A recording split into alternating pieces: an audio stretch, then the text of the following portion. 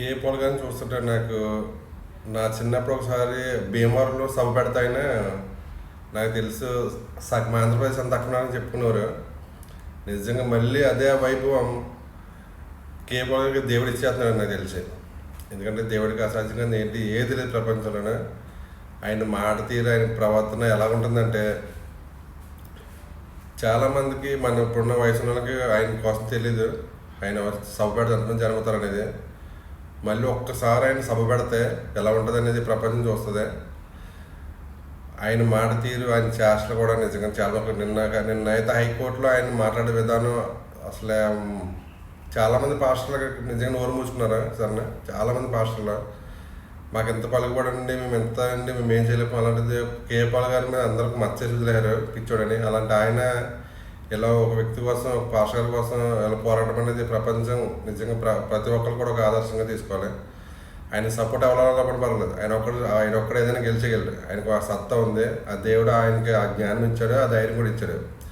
మళ్ళీ బోయింగ్ 747లో కేపాల్ గారు తిరిగే రోజు వచ్చేస్తున్నాడు నిజంగానే.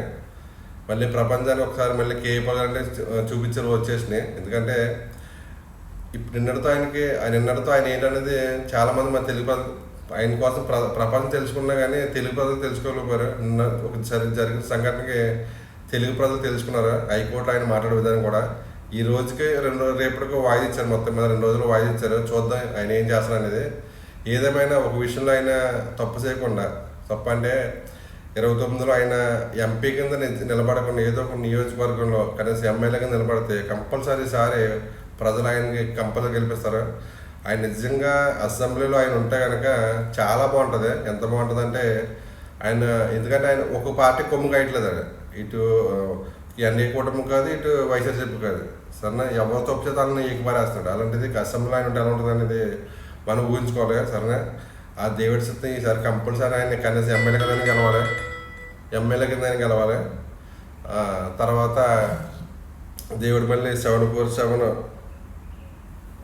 బోయింగ్లో మళ్ళీ ఆయన తిప్పు రోజులు రావాలి అని నేను మనస్ఫూర్తి కోరుకుంటున్నాను. దేవుడి దేవాల మాట్లాడుకోవడం చాలా వీడియో, కానీ చూద్దాం దేవుడి దేవాల. సరేనా, కేపాల్ గారి మీద ఎక్కలేని అభిమానం నాకైతే పెరిగింది.